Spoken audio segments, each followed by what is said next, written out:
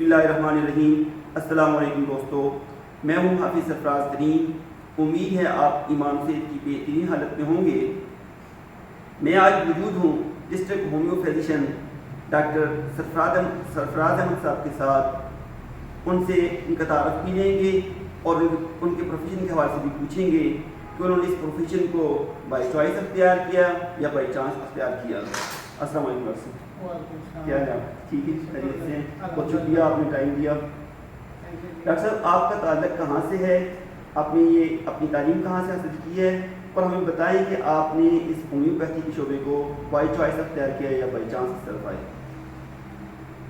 بہت شکریہ جی۔ اس طرح کہ میرا نام ہومیوپیتھی ڈاکٹر سرفراز احمد، بیسک گاؤں میدم ہے میرا، اور میں نے بیسک جو ابتدائی تعلیم حاصل کی ہے وہ گورنمنٹ ہائی اسکول مینا سے حاصل کی ہے۔ اس کے بعد پھر میں نے ایف اے کیا ہے، پھر بی اے کیا ہے، پھر اس کے بعد میں نے جس طرح آپ نے کوشچن کیا ہے کہ جی بائی چوائس، اور میں نے واقعی بائی چوائس ہی اس کو اپنایا ہے۔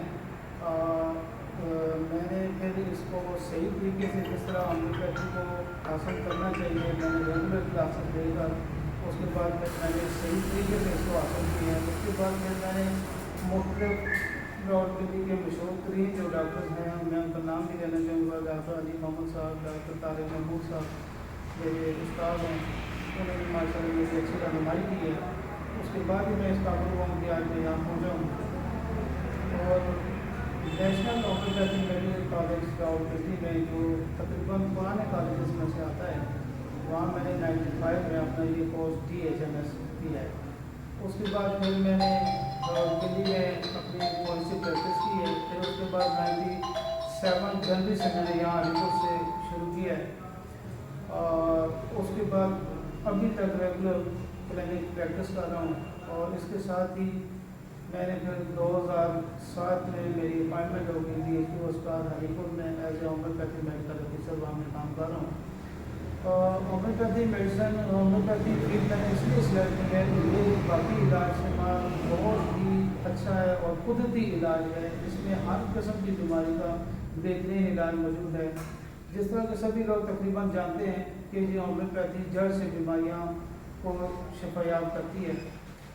ہومیوپیتھی قدرتی علاج ہے، اس میں جس بھی بیماری کا علاج ہوگا وہ بھی نیچرل طریقے سے ہی ہوگا، نیچرل چیزوں سے ہی ہوگا، یعنی اس میں کوئی بھی چیز نیچرل سے ہٹ کے نہیں ہوگی۔ اور اس میں کسی بھی میڈیسن جو بھی اس میں موجود ہوتی ہیں، اس میں کوئی 2-4 میڈیسن بیس نہیں ہوتی، مرکبات نہیں ہوتی۔ اس میں جو اوریجنل چیز ہوتی ہے ہومیوپیتھی میں وہ سنگل چیز ہوتی ہے، یعنی اس کا فارمولا بھی سنگل ہی ہوگا۔ جیسے کہ میں عام بتانا چاہتا ہوں کہ جی ایک دوائی ہے جس کو ہم قدرتی طور پہ عام ویسے گھروں میں بھی یوز کرتے ہیں، جس کو نمک کہتے ہیں، اور نمک سے ہماری ایک دوائی بنتی ہے انجیکشن میں، اور وہ اپنے پریکٹس میں لاتے ہیں اور مریضوں کو اس سے بہترین شفا یاب ہوتے ہیں۔ تو کہنے کا مقصد یہ ہے کہ اس میں ساری انگریڈینٹ جو بھی ہوتی ہیں وہ ساری نیچرل ہوتی ہیں۔ اور اس کے ساتھ ساتھ پھر ہومیوپیتھک میں ہر قسم کی کرونک ڈیزیز کا بہترین علاج موجود ہے، جس طرح کہ ہیپیٹائٹس ہوگی، شوگر ہوگی، ہائپر ٹینشن ہو گیا، اس کے علاوہ مطلب جتنی بھی جو کرونک ڈیزیز ہوتی ہیں ان کا بہترین علاج کیا جاتا ہے۔ میں نے اس کے ساتھ ساتھ پھر 2020 میں نے Hyderabad university of science and technology سے BHMS بھی کیا ہے۔ یہ BHMS کیا ہوتا ہے؟ BHMS یہ ہے کہ بیچلر ڈگری ہوتی ہے اس کی، جو کہ تقریباً بہت کم لوگوں نے کی ہے۔ تو اچھا ڈاکٹر صاحب، آج کل ایک چیز ہے کہ جو ایلوپیتھی ہے اس میں بہت مشکل سے یہ کسی بیماری کو جو ہے وہ ڈائگنوز کیا جاتا ہے، ٹیسٹ کیے جاتے ہیں، ایکس رے کیے جاتے ہیں، بہت سارے ہوتے ہیں، لیکن اس کے باوجود کہتے ہیں جی بیماری نہیں پکڑی جا رہی۔ تو آپ کے پاس تشخیص کا ایسا کوئی نظام نہیں ہے، تو مریض جب کسی بھی بیماری کا آپ کے پاس آتا ہے تو آپ کیسے تشخیص کرتے ہیں کہ اس کو یہ بیماری ہے، ڈائگنوز کیسے کرتے ہیں؟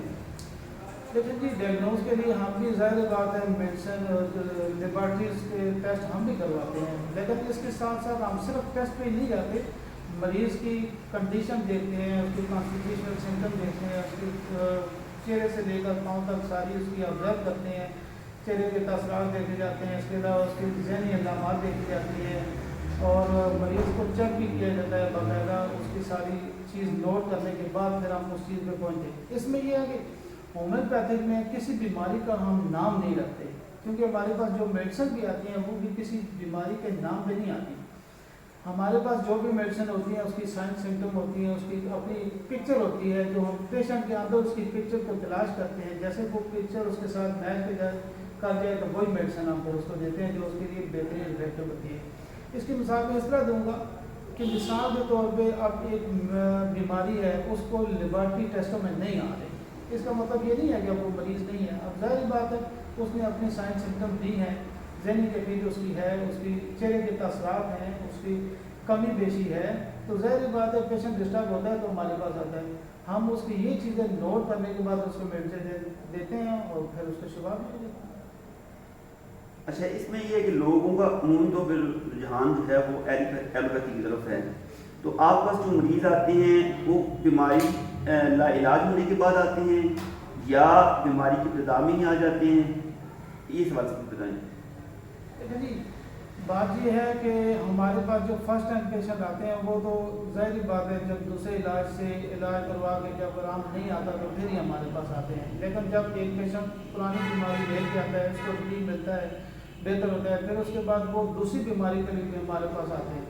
الحمدللہ میرے پاس کرانک ڈیزیز کے بھی بہت زیادہ پیشنٹ ہیں، لیکن جو پرانے میرے پیشنٹ ہیں جن کو ساتھ میرے اس کا پتہ چل گیا ہے تو وہ آپ چھوٹی بیماریوں کے لیے بھی میرے پاس آتے ہیں، تاکہ وہ ایکیوٹ کیسز میں بھی آتے ہیں، جس طرح کہ بخار، نزلہ، زکام، اس کے لیے بھی آتے ہیں، ہر قسم کے ٹریٹمنٹ کے لیے آتے ہیں۔ لیکن بات یہ ہے کہ فرسٹ ٹائم وہی لوگ ہمارے پاس آتے ہیں کہ جن کو باقی علاج سے افاقہ نہیں ہوتا، وہ پھر ہماری طرف رخ کرتے ہیں۔ اچھا، کون سی ایسی بیماریاں ہیں جو لا علاج قرار دی جا رہی ہیں؟ جیسے کہتے ہیں شوگر کا کوئی علاج بھی نہیں ہے، بلڈ پریشر کا کوئی علاج بھی نہیں ہے، تو بعض اور بہت سی بیماریاں ایسی ہیں جس کے حوالے سے کہا جاتا ہے یا علاج دریافت نہیں ہوا ہے یا ہے نہیں، کہتے ہیں پرہیز کریں بس آپ کا وہی علاج ہے۔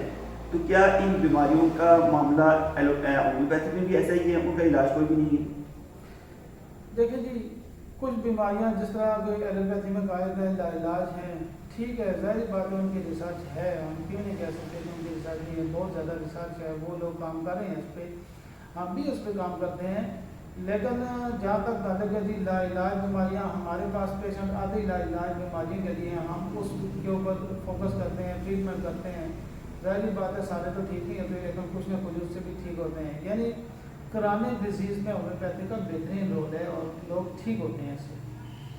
اچھا، ڈینگی فیور جو ہے آج کل بہت زیادہ اس کا مسئلہ بنا ہوا ہے، پلیٹلیٹس کم ہو جاتے ہیں، تو اس حوالے سے ایک بات چل رہی تھی جو عمومی طور پر ہمارے معاشرے میں کیا جاتا ہے کہ وہ یہ پپیتے کے پتے وغیرہ ان کا استعمال کیا جاتا ہے، تو ایک یہ کسی کی طرف سے ڈیٹیکشن آئی کہ یہ چیز جو ہے یہ نقصان دہ ہے، اس سے انسان کی موت واقع ہو سکتی ہے، تو آپ ڈینگی فیور کا علاج کیسے کرتے ہیں اور کیا یہ پپیتے کے پتے استعمال کرنے چاہیے یا نہیں؟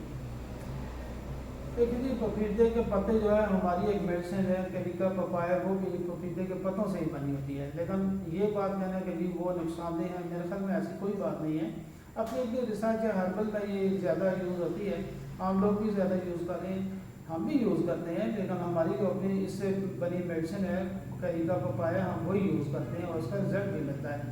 بہرحال یہ ہے کہ میرے پاس ڈینگی کے بہت زیادہ کیسز آئے ہیں، الحمدللہ کافی سارے پیشنٹ ریکور ہوئے ہیں، موسٹلی ریکور ہوئے ہیں، کوئی اکا دکا ہوا تو میں نہیں کہہ سکتا، زیادہ تر پیشنٹ ٹھیک ہوئے ہیں الحمدللہ، 4-5 کیس ڈیلی میرے پاس اس کے لیے آتے ہیں، اس کے لیے میڈیسن دیتے ہیں، پیشنٹ ریکور بھی دیتے ہیں۔ آج بھی 2 کیس آئے ہیں جن کا ڈینگی فیور بہت زیادہ مطلب ان کو تھا اور ان کے پلیٹلیٹ کافی ڈاؤن ہوئے تھے، میڈیسن دی ہے، انشاءاللہ اس کا رزلٹ بھی آ جائے گا۔ بہرحال یہ ہے کہ میرے پاس جو کیسز آتے ہیں ان کو 24 گھنٹے 48 گھنٹے کے بعد ہم دوبارہ ان کا سی بی ٹیسٹ کرواتے ہیں، پلیٹلیٹ ان کے بہتر ہو جاتے ہیں۔ ڈاکٹر صاحب، آپ سے یہ پوچھنا چاہوں گا کہ آپ کی جو ایکسپرٹی ہے، اسپیشلی آپ کے پاس جو مریض آتے ہیں، کس نوعیت کے مریض جو ہیں وہ آپ کے پاس زیادہ آتے ہیں، یعنی آپ ان کو زیادہ یعنی آپ شفا یاب ہوتے ہیں، وہ آتے ہیں عام بیماریوں سے ہٹ کے، اس حوالے سے ذرا بتائیں۔ جی، اس میں یہ ہے کہ میرے پاس زیادہ تر کیسز آتے ہیں گال سٹون کے، کڈنی سٹون کے، اس کے علاوہ شوگر کے کیسز میرے پاس آتے ہیں، بی پی کے لیے آتے ہیں، ایسپیرلوی کے لیے آتے ہیں، اسٹامک کے لیے آتے ہیں، اور بواسیر کے کیسز آتے ہیں. اس طرح کے پرانے کیسز میرے پاس آتے ہیں, الحمدللہ ریکور ہو جاتے ہیں اور ان کو صرف اور صرف ہومیوپیتھی ہی میڈیسن دی جاتی ہے اور بہت جلد وہ شفایاب ہوتے ہیں. باقی یہ ہے کہ یہ کہنا کہ شوگر کے مریض پھر کو ٹھیک ہو جائیں, یہ تو ناممکن بات ہے, ٹائم تو ظاہری بات ہے لگتا ہے. اور اسی طرح جو کیسز جو ہیں جن پہ زیادہ ٹائم لگتا ہے, ایلوپیتھی میں لگتا ہے, وہاں ہومیوپیتھی میں بھی لگتا ہے. دنوں میں, مہینوں کے کام دنوں میں تو نہیں ہو سکتا, ٹائم تو ضرور لگتا ہے, لیکن یہ بھی پیشنٹ ریکور ہوتے ہیں. ہفتے 10 دن کے بعد ان کو پیشنٹ کو سکون ملتا ہے, ریلیف ملتا ہے, تو وہ آگے ٹریٹمنٹ کراتے ہیں. الحمدللہ جو اس کے کالس ٹاؤن کے کتنے ہی کیسز ٹھیک ہو چکے ہیں مجھ سے الحمدللہ. اسی طرح شوگر کے کیسز ہیں, میں ہر مہینے کے پہلے اتوار کو اپنے کلینک پر فری شوگر کیمپ لگاتا ہوں, جس میں فری میڈیسن دیتا ہوں, سب کچھ فری دیتا ہوں. الحمدللہ اچھے رزلٹ ملے ہیں. بہت شکریہ ڈاکٹر صاحب. اچھا, ہم آخر میں یہ بتانا پسند کریں گے کہ آپ کی او پی ڈی کتنی ہے اور جو مریض ابھی تک آپ نے چیک کیے ہوتے ہیں ان کا کوئی ریکارڈ آپ کے پاس موجود ہے؟